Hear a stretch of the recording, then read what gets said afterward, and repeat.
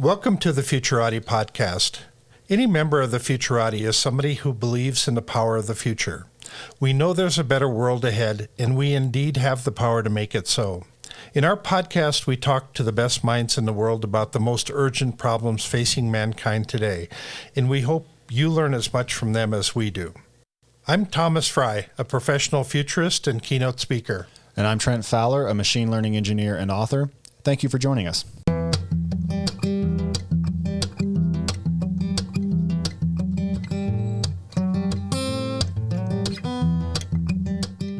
Good evening, everyone, and thank you for listening to the Futurati Podcast. Tonight, I've got something a little different for you. In the past, Thomas and I have done, quote, solo episodes where it's just he and I talking about a subject. But this episode is just going to be me talking about the Bitcoin blockchain, how it works, getting into some of the mechanics of it, and talking a little bit at a high level about some of its implications and why people are so excited about it. This is based on a talk I gave at Elementus, which is the company I work at. Elementus is a New York-based company that is building a universal search engine for the blockchain. And it's a relatively small company, but there's a pretty even divide between people who have spent a lot of time looking at blockchain data and thinking about how the blockchain works and people who have not done that. So some of the salespeople, some of the C-suite level folks have been in the crypto space or have paid some attention to it, but they don't know a lot about how a transaction is put together or how a block is mined or what those terms actually mean.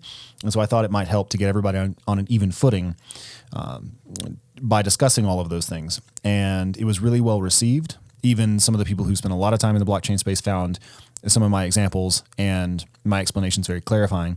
And so I wanted to make a podcast episode out of it, and the result is what you're listening to right now. So in the original talk, there were slides. I think that 99% of the content should transfer over just fine without you needing to see those slides. So they definitely help, but I don't think they're required for comprehension.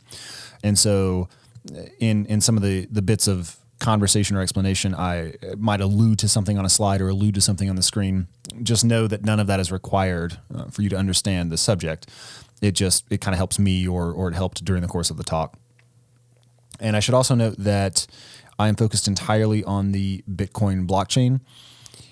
Since Bitcoin is the original blockchain and the one that most people think of when they hear the term the blockchain, I think that is a sensible place to begin, and it makes it's definitely a good strategy to focus on that first. You should just know that different blockchains do things differently. But I think that if you understand everything that's said in this podcast and you come away with that as sort of your guiding metaphor in your explorations, then it really should give you a leg up over starting from scratch. And so I hope that you get a lot out of this. I certainly did.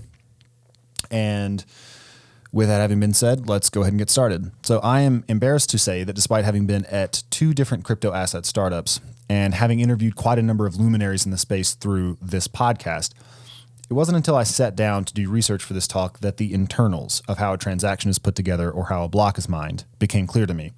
Prior to this, I was operating on a much more limited understanding. So there are 6 major sections we're going to cover. The first is a very high-level view of the blockchain, and specifically we're going to briefly look at what makes it innovative, what makes it exciting, why people care about it. Now, this isn't really all that relevant to the technical sections that follow, but I think it's good context to have. Knowing why people are drawn to a technology lets you understand how they're likely to use it, what problems they'll run into, etc. After that, we'll turn our attention to somewhat more technical matters. Sections 2, 3, and 4 are on what transactions are and how they work, how blocks are formed, and how blocks are mined, respectively. Throughout these sections, we discuss blockchain security, and the penultimate section just gathers those threads together into one place. And then finally, we zoom back out again and look at some of the ways in which people are using the blockchain currently. So let's begin with a definition, and this is cobbled together from a few different sources. The blockchain is a decentralized, open source, peer-to-peer network, implementing a data structure called the distributed ledger, in which trust is established by the whole network via special consensus rules. Now that's a generic blockchain. The Bitcoin blockchain is this exact same thing. It just has a native currency built into it called Bitcoin. Bitcoin incentivizes miners to secure the network. They offer their computers to the task of proving the validity of transactions in a process called mining. And in exchange, they receive Bitcoin. Decentralized is a fairly intuitive term. It just means that there is no trusted third party that is standing in the middle of everything, reconciling the books and making sure that no fraud is taking place, which is how the current centralized financial system works. And actually, many of our institutions are set up this way. They're set up to have some small number of agents, which are the arbiters of truth into which everyone else has to defer. Open source just means that the code is published freely on the internet, where anyone can read it, fix it, or fork it. Open source as an approach doesn't make sense everywhere, but there are many situations in which it makes sense to have the code base publicly available. One of the advantages is that with enough eyeballs, all bugs are shallow, and that's an aphorism from a friend and mentor of mine, Eric Raymond, who was one of the architects of the early open source movement, helped to name it. One of the reasons that we know the Bitcoin network is secure, though by no means the only one, is that the code has been out there for over a decade. And people have found bugs, they've fixed bugs, they've poured over it in all sorts of different ways looking for vectors of attack.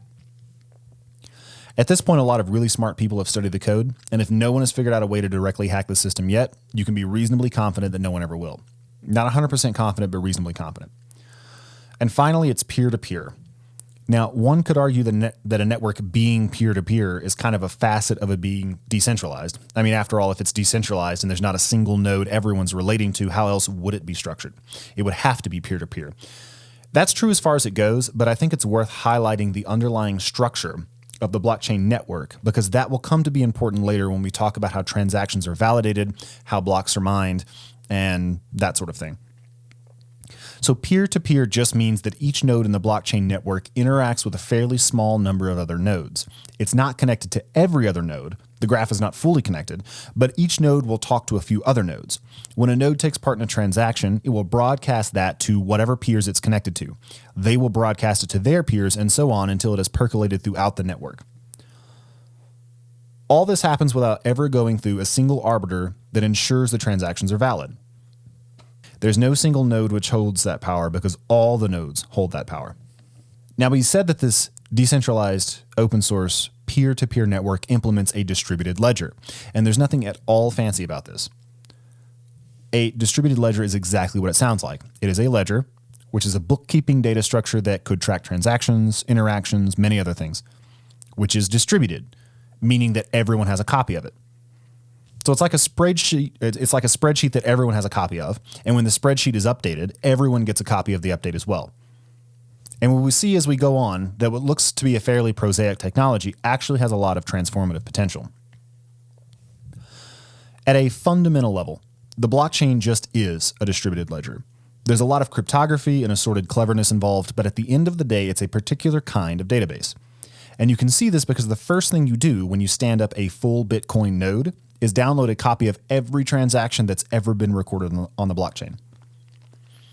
And this ledger cannot be changed. For all intents and purposes, it's immutable. It's not literally impossible to dispute a long settled transaction 1,000 blocks back or 5,000 blocks back, but this would involve forking the blockchain and trying to mine a competing one, and that would be stupendously expensive, and so no one ever does. Therefore, we say, for all intents and purposes, the record is immutable. This usually occurs after 6 blocks, which is about 1 hour. But of course, the further you go back, the deeper the chain is, then the more immutable a transaction is. To a first approximation, the most important property of the blockchain is the mechanism for establishing decentralized trust. The major innovation is getting a network of people who don't know each other, who are communicating over noisy channels which may be compromised, to nevertheless be able to arrive at a consensus about the truth of the record that they all share. Everyone can go to sleep at night knowing their database contains true information without needing to rely on any single entity to make it so. We're not going to dive too deeply into this and talk a whole lot about Bitcoin, about how Bitcoin is going to shape the future of humanity. But as we take a look at what transactions are, as we look at how blocks are mined, as we begin to become more familiar with these different facets of the technological system, it's worth keeping this in mind. The decentralized consensus mechanism is ultimately what makes Bitcoin special. With all that having been said, let's get right into transactions. So on the blockchain, a transaction consists in signing value of something, like Bitcoin, over to someone else. It's just sending some money to someone else. This is different from how we normally think of a transaction. In normal parlance, a transaction is two-sided. So I give you something and you give me something in return. On the blockchain, it's only the transfer of value that we actually track. So if I send my friend Nick 5 Bitcoin, the reason I sent him that is never recorded anywhere. Only the transfer of value is recorded. That's what we mean by a transaction on the Bitcoin blockchain. It's that transfer of value. I sent Nick 5 Bitcoin. So right now I'm looking at a real transaction that is just pulled up on a Block Explorer. And if you're driving around or if you've never heard of a Block Explorer, don't worry too much about this. It helps for explanatory purposes, but it's not required for you to understand it. So on a Block Explorer, you can just see different transactions between addresses. And if you've never seen a Bitcoin address, it's just a long string of letters and numbers, which is controlled by an entity. So I have Bitcoin addresses, and it's just a long string of letters and numbers that I control. A Block Explorer is a way of looking at any of the transactions that have ever happened on the blockchain. Remember, the distributed ledger is a record of all the transactions that have ever occurred. It's a record that everyone has a copy of. It's immutable. And so it stands to reason there'd be some way to explore that record. And Block Explorers are one way of doing that. You can go through blocks, you can go through addresses, you can go through individual transactions and see what's been occurring on the blockchain, going clear back to the very beginning, the very first transaction. And generally, when you're looking at a transaction on the Block Explorer, it's structured like any other layout of a transaction you've seen. There'll be inputs on the left and there'll be outputs on the right. So if we were looking at a Block Explorer of me paying Nick for something, it would just be the address I control sending Bitcoin to the address that Nick controls. That's what you would see on the Block Explorer, and that's what I'm looking at right now. A transaction has two parts, the inputs and the outputs, as all transactions do. And those inputs and outputs have to have certain properties in order to be valid.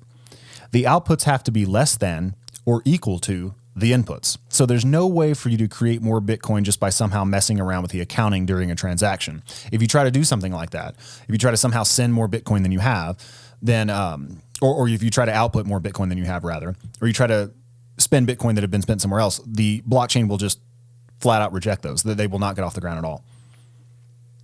Any difference between the inputs and the outputs goes to the miners as an added tip on top of whatever they get for mining the block in the first place.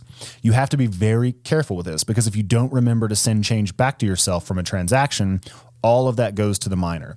And you should know, if you're getting into Bitcoin for the first time, that today wallet software usually handles all of that for you. So that's much less of a problem in 2022 than it was in 2014 when people were using their own wallets and actually making these mistakes. So if you have 20 Bitcoin and you want to buy something for 1 Bitcoin, but you forget to send the 19 Bitcoin in change back to yourself, that 19 goes as a gigantic tip to whoever ends up mining the block successfully. You have to remember to send the change back to yourself, or in our case, the wallets will handle that for us. The technology has progressed rather a lot and made this a lot more user-friendly and more beginner-friendly. And this actually dovetails into a discussion of the concept of the UTXO, which is not really that complicated, but honestly confused me a little bit when I first encountered it. Transaction outputs are called UTXOs, and that stands for unspent transaction output. So if I send Nick 5 Bitcoin, that Bitcoin now belongs to him, and it is a UTXO because it is the output of a transaction, the transaction in which I sent it to him, which he has not spent yet, hence an unspent transaction output. The Bitcoin blockchain works on the UTXO model, which is distinct from how Ethereum handles transactions. In Ethereum, you have an account-based model, and your Ether are essentially placed in the equivalent of a checking or savings account. They all go into one big account, and you can shave as much or as little as you want off in a transaction. This is pretty intuitive because it's basically like how you interact with your bank. With Bitcoin, that's not the case. It works on a UTXO model, and UTXOs are indivisible. And this is very important. UTXOs are indivisible. So if you have 1 Bitcoin, you have to spend that Bitcoin all at once. If you have 1.1 Bitcoin, you have to spend 1.1 Bitcoin all at once. And if you have 21.983 Bitcoin, it all has to be spent at once because UTXOs are indivisible.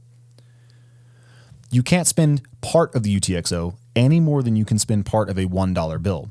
You can't cut $1 in half and get 50 cents. It's either $1 or it's not. Now, normally when you have change from a transaction, it comes in these little units. For example, $1.83 would be $1, 3/4, a nickel, and 3 pennies. The $1.83 can be broken up if you only want to spend 75 cents somewhere. With Bitcoin, it would be as if you got a piece of paper that just said $1.83 on it. You got the total change back all in one chunk, and it has to be spent all in one chunk. You can't cut the $1.83 bill in half any more than you can cut a $1 bill in half. That means transactions have to be constructed from whatever Bitcoin UTXOs you happen to have lying around. So if you need 20 Bitcoin and you happen to have 20 Bitcoin, great. If you have 18 Bitcoin and 2 Bitcoin, you put those two together to get 20. Or you might have to put 5 different Bitcoin amounts together to get 20. It has to be constructed from the UTXOs in your wallet. And remember that each one has to be spent all at once. So if you want 20 Bitcoin and you have 2 UTXOs, let's say 10 Bitcoin and 10.5 Bitcoin, those have to go together into 20.5 Bitcoin. So there's no way for you to isolate that 0.5 and leave that in your wallet. The 20 Bitcoin will be sent somewhere, and the 0.5 will need to be sent as change to an address you control. Otherwise, it's a tip to the miners, as we discussed earlier. And also, as we discussed earlier, most of this is handled by the wallet software in the current age. But it's worth keeping in mind, these subtleties are worth keeping in mind because it actually does have some interesting implications. One of those implications is dust, which you may have heard of. Dust is leftover amounts of Bitcoin transactions, which are simply not worth the effort of getting out of the wallets. An analogy I sometimes use to explain this is it would be as if the change from a real-world transaction went into a little manila envelope and it required a small amount, such as 5 cents, to open the envelope up. Now, in the normal course of operations, that's not such a big deal. But what if somehow you end up with only 3 cents in a manila envelope? In that case, it's not worth the 5 cents to get it open. It just sits there forever until hopefully the money appreciates and outstrips the fees fast enough to be worth getting out. Depending on the size of the dust and the price of Bitcoin, this may never happen. It's possible for there to simply be a vanishingly small amount of Bitcoin somewhere that is not accessible. Though wallet software tries to avoid creating dust, there's actually rather a lot of it on the blockchain. And another thing worth keeping in mind is that the Bitcoin blockchain has no idea what your balance is. The balance you see in a wallet or wherever else in a demonstration video, it's an abstraction. It's tabulated by the software that you're using. Ethereum does know what your balance is. Remember, it works on the account model. It maintains a global state across the network and works on an account-based model, which Bitcoin does not. So when we look at this transaction in a block explorer, or as you're just listening to me describe it at home, it says there's a balance of 206 million. That's the one I'm looking at. The block explorer has to figure that out by looking at all the UTXOs that are tied to this address and calculating that value. This is done for you as part of the interface. But the blockchain itself does not know any of that. All it knows is who owns a given UTXO. It has no concept of value, no concept of balance, none of those things. With all of that background in place, we can now look at this high-level definition from Andreas Antonopoulos and understand it pretty well.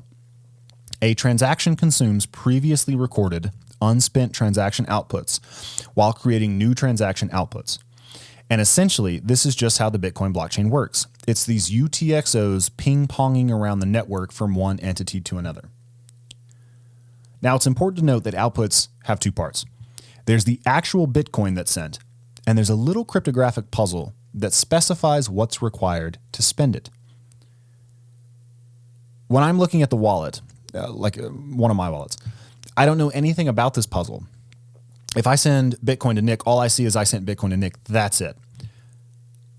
But how is it that when he goes to spend the Bitcoin I sent him, the network can trust that he actually owns it?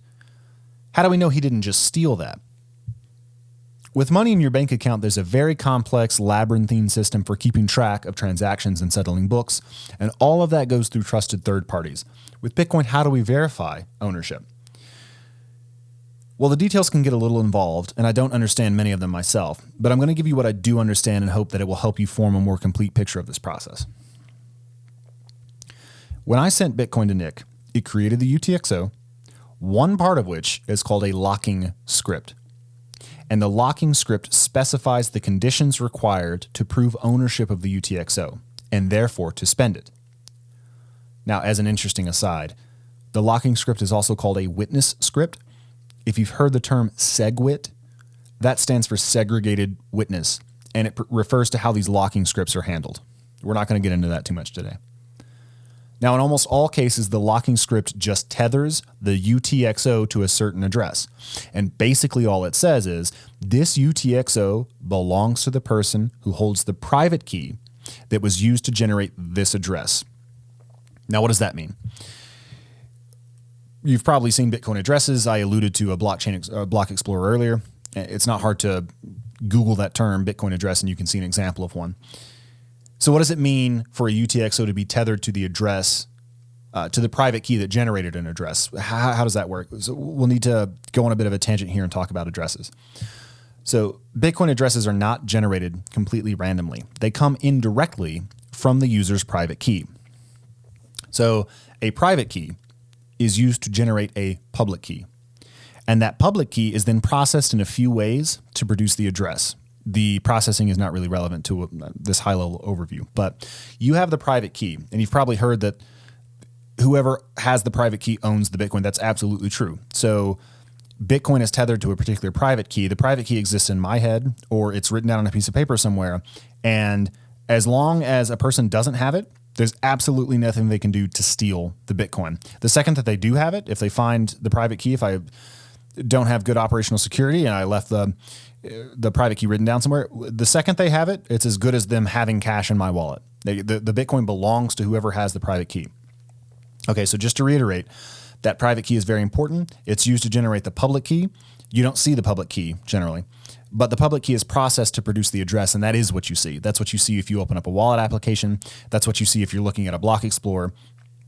Okay, and the UTXO has a locking script which tethers the Bitcoin to that address.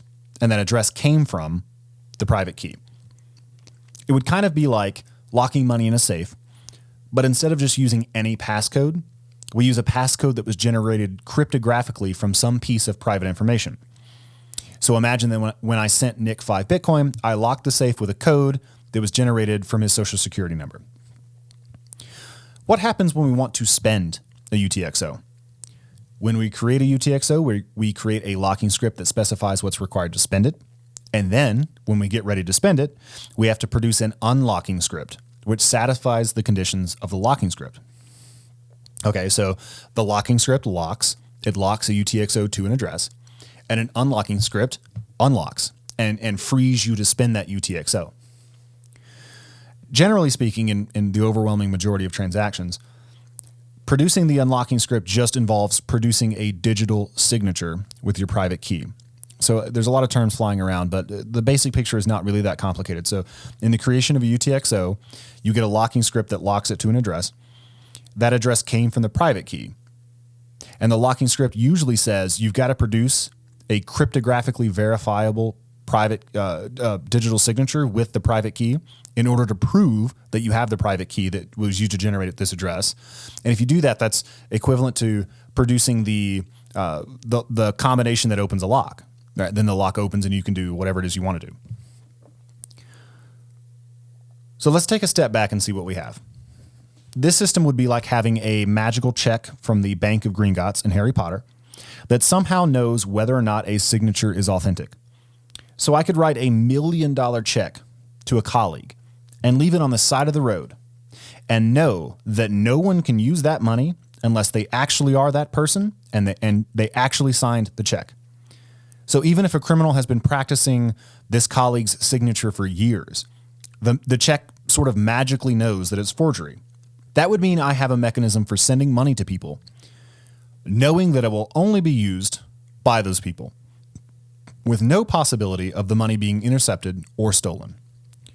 What's more, no one can stop that transfer. This isn't a check I send in the mail. Once the money is transferred, there's no way of stopping the other person from receiving it. Without knowing anything else about the blockchain, doesn't that seem like the kind of technology that could change the world? And there would be numerous use cases for it, say for funding rebel groups who are fighting against a despotic government or sending money overseas without intermediaries to worry about. Okay, we can now turn to blocks, which will be relatively straightforward as we've laid a lot of the groundwork in our discussion of transactions. Blocks just are clusters of transactions. As far as I know, the transactions don't actually have to be related to each other. A block could be a bunch of unrelated transactions, or it could be 10 related transactions in a row. It just kind of depends on which ones make it into the queue first and what the associated mining fees with them are. I haven't seen any indication that there's really much of a system in how the network chooses a transaction to include in a block, other than that transactions with higher fees are prioritized above ones with lower fees. Mining nodes, which are just special kinds of nodes on the Bitcoin network, will gather these transactions together, form them into a block, and then mine them, which is putting a block on the blockchain and thereby making it part of the distributed ledger. We're going to talk more about mining in just a little bit, but let's focus on validation. Transactions are validated in a two-step process. Step one is verification, which is when nodes in the network check a transaction against a long list of criteria to ensure that everything is in order. Step two is confirmation, which is mining a block containing the transaction. Let's talk a little bit more about verification. Remember that Bitcoin is a peer-to-peer network. When I perform a transaction, I tell my friends on the network about it, and they verify it by checking it against a long list of criteria, which it has to meet. There's something like 15 or so checks that need to be performed. Some of them are pretty complicated and have to do with the size of the transaction and how big a block can be. And some of them are relatively straightforward and include checking that outputs aren't bigger than inputs and that the inputs haven't already been spent anywhere else. So once I make a transaction, I tell my peers on the network about it, and they verify it by checking it against this criteria. And then once it's verified, transactions are added to the mem pool. It's MEMPOOL. Mempool stands for memory pool, and it's just a set of transactions the network knows about, but which aren't actually in a block yet. Miners will begin pooling transactions from the mempool and forming them into blocks. They do this on an ongoing basis, so this is happening continuously. Now, blocks consist of two parts, the transactions and the header. We've already talked about the transactions. They form those into blocks, and then a header is created after the block is created. The header contains important information that we need to understand. There's a fair bit of metadata in the header, but all of it falls into three big categories. There is the competitiveness data, summary data, summaries of the transactions, and reference data. So let's discuss each of these in more detail. The first category is competitiveness data. This consists of the target, which corresponds to how hard it is to actually mine a block, the timestamp, which is when the block was created, and the nonce, which is an integer counter that plays an important role in mining. And we will talk about all of this in more detail. The target is the proof of work algorithm's difficulty requirements. So in essence, what this does is specify a certain property that a miner's solution to the mining problem has to have in order to be acceptable to the rest of the network. You can think of this as basically being like a knob you can turn up and down to make it more or less difficult to mine a block. The example that's sometimes used is to compare mining to solving a big Sudoku puzzle. A 3x3 Sudoku puzzle is much easier to solve than a 13x13 or a 19x19 one. What the blockchain wants is for a block to be mined roughly every 10 minutes, give or take. So the network dials up the target, i.e. increases the size of the Sudoku puzzle, as more computers join the competition to mine blocks. And it dials down the target, i.e. decreases the size of the Sudoku puzzle, as computers leave the competition to mine the blocks. The net effect of these adjustments is to have a new block mined on average once every 10 minutes. Okay, so that's the target. The timestamp, as we said, is when the block was created. It's just a stamp specifying the time that the block was created. It's exactly what it sounds like. And the nonce is an integer. It's just a number from 0 to however high, which is incremented as we try to find a solution to the mining problem. And we discuss that more in the next section. So that's the first category, which relates to competitiveness data. The second category of data in the block header is summary data. The summary data is composed of a Merkle tree root, and that's MERKLE. It's the name of a researcher who developed this technique, which cryptographically summarizes all the transactions in a block. What creating the Merkle tree root basically amounts to is rolling all those transactions up into a single hash value that summarizes all of them. Hashing is something that's kind of important in the blockchain, so we're going to spend a moment talking about that. Hashing something, whether it is a single transaction or it's the entire block header, just refers to feeding it into the SHA-256 hashing function. The SHA-256 hashing function is the kind that is used by the Bitcoin blockchain, but there are many other hashing functions that you could also use as well. I don't actually know why this one was chosen, but it is the one that was chosen.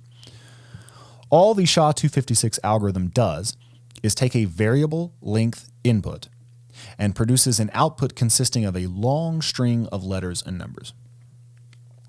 The output of the SHA-256 algorithm has a few important properties. The same input always generates the same output. So if I put in a lowercase a 50 times in a row, I always get the same output string.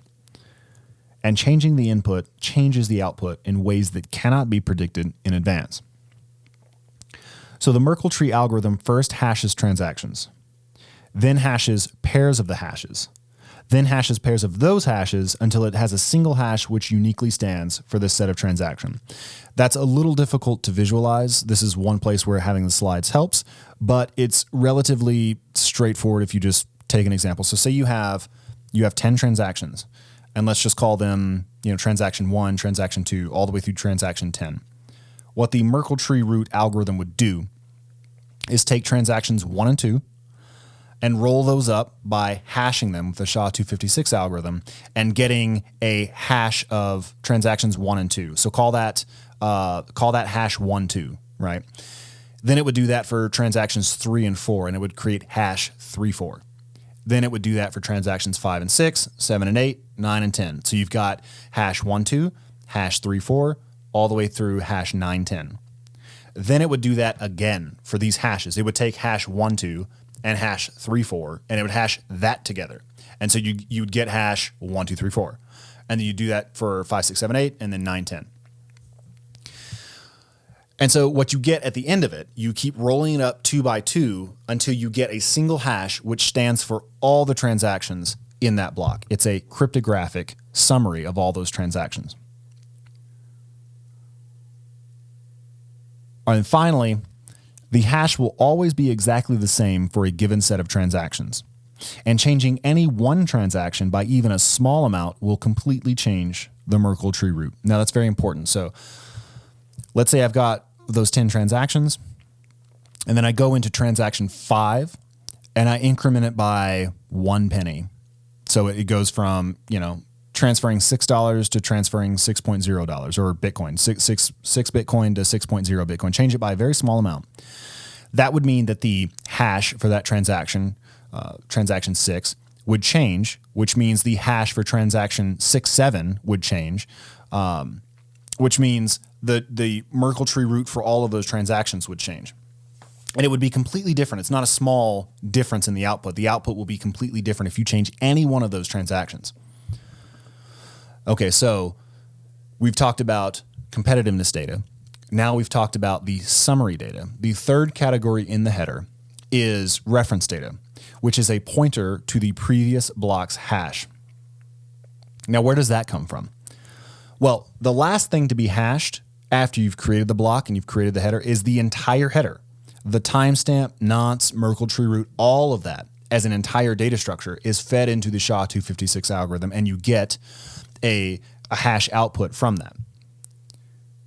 Okay. So to recap what we've covered so far, and I know it's been a lot of territory. Some miner wanting to get the Bitcoin reward pulls verified transactions from the mempool, piles them up into a container, which is the block, and makes a header for it. The header has the timestamp, the nonce, the Merkle tree root, a reference to the previous block's hash, and everything else discussed so far. Remember those 3 categories of data in the header. There's the competitiveness data, the summary data, and the reference data to the previous block's hash. And then a hash is created for the whole header during the mining process. And the subsequent block, the block that comes after, will have a reference to that header inside its own header. So block 0 wouldn't have that reference because it's the very first block. But once you created the header for block 0, you would create a hash for it by feeding the header into the SHA-256 hashing function. Block the next block, block 1, has a space in its header which contains the header from the previous block's hash. So whatever that hash is, that goes into block 1. Block 2, same thing. You build the block, you build the header. It has a reference to the header, the hash from the header on block 1. Block 3 has got a reference to the hash from the header for block 2. 4 has got a reference to 3's header hash. 5 has got a reference to 4's header hash, and on down the line. This is actually where the chain comes from. So the block is made out of transactions. They are chained together through these references. Each block has got a reference to the previous block's hash.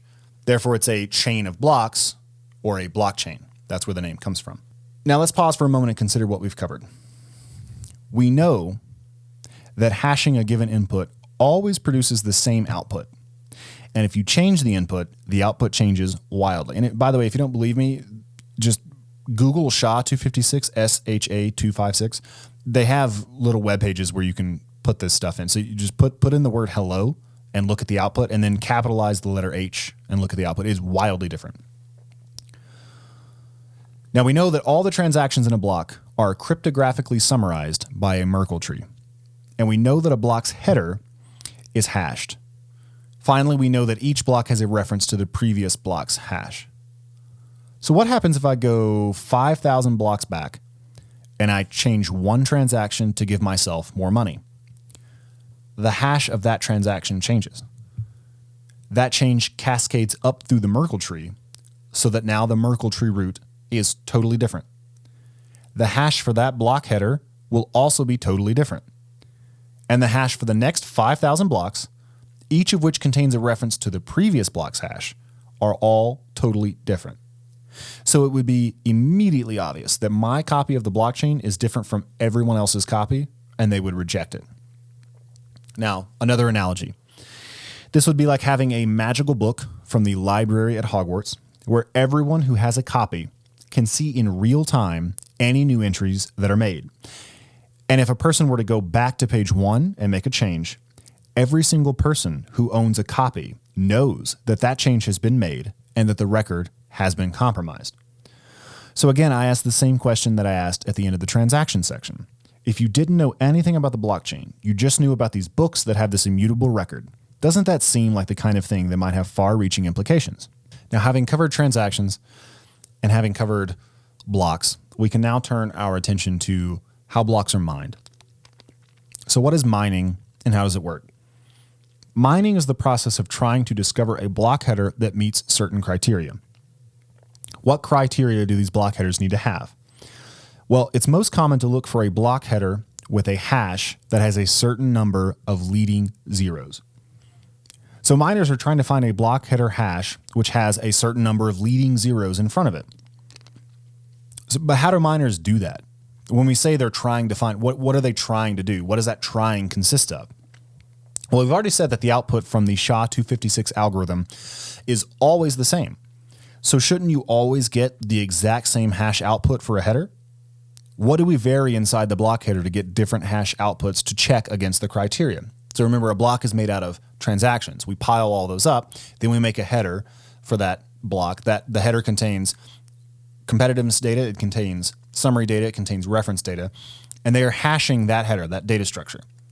If the SHA-256 algorithm always produces the same output, which I said it did like 20 minutes ago, then how is it that they're trying to find a block header hash that has a certain property? Wouldn't it always be exactly the same? Well, the answer is that we vary the nonce. As mentioned before, the nonce is just an integer that starts at 0 and increments by 1.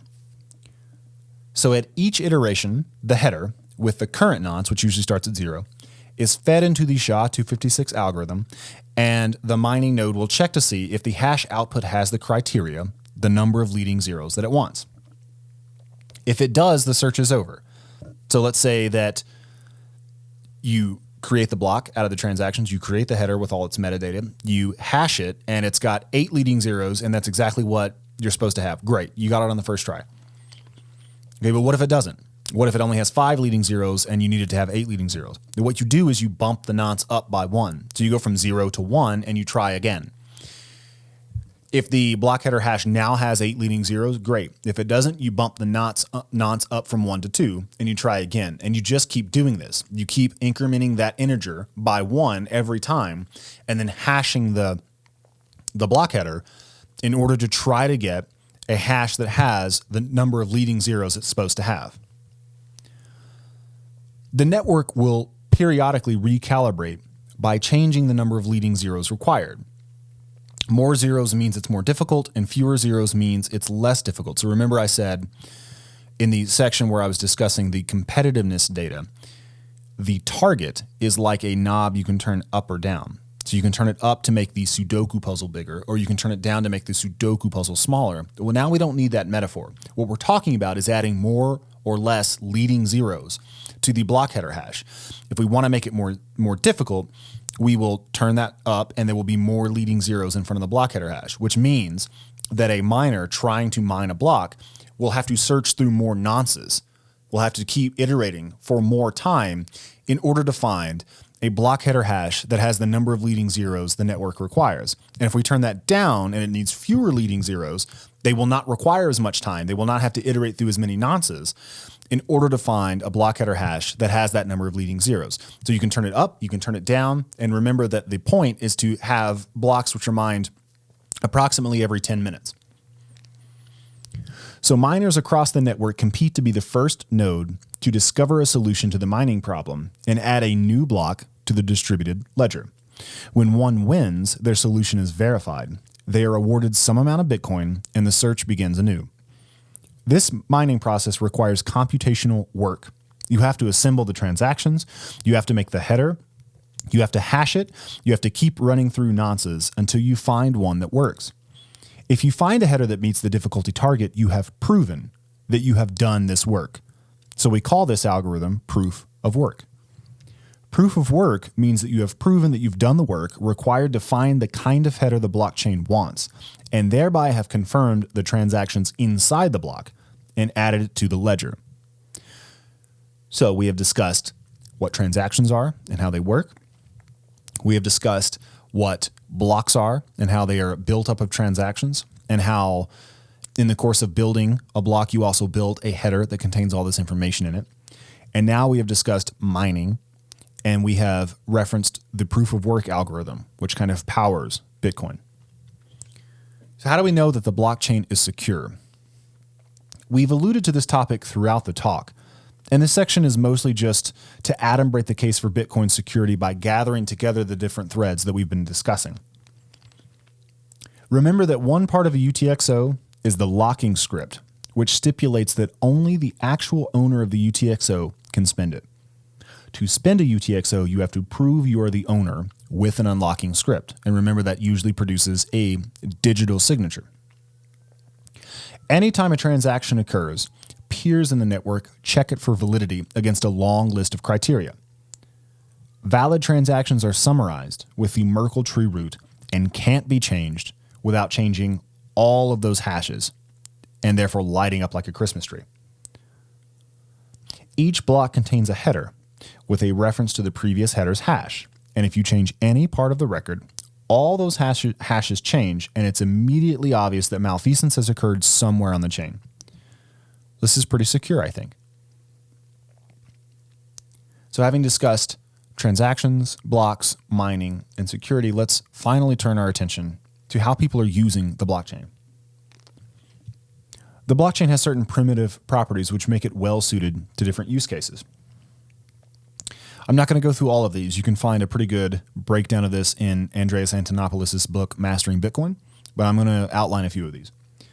For example, there's no double spending on the Bitcoin blockchain. Part of creating a UTXO is tethering it to an address in a way that the whole network can check.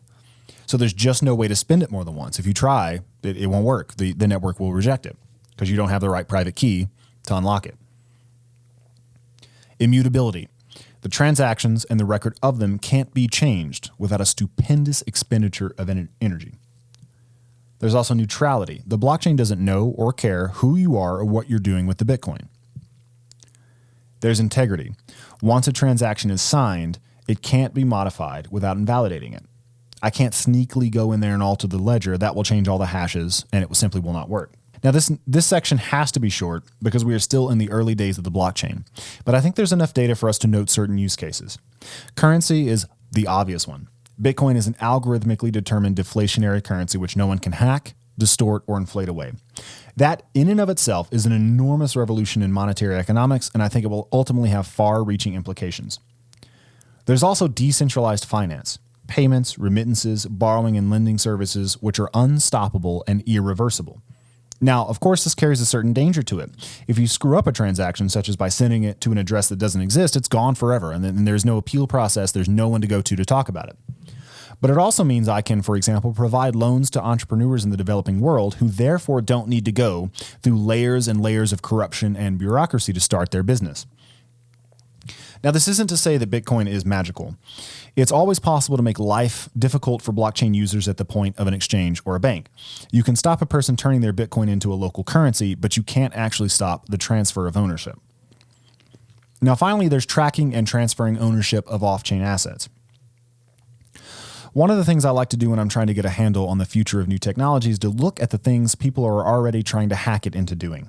An example of this on the Bitcoin blockchain are so-called colored coins.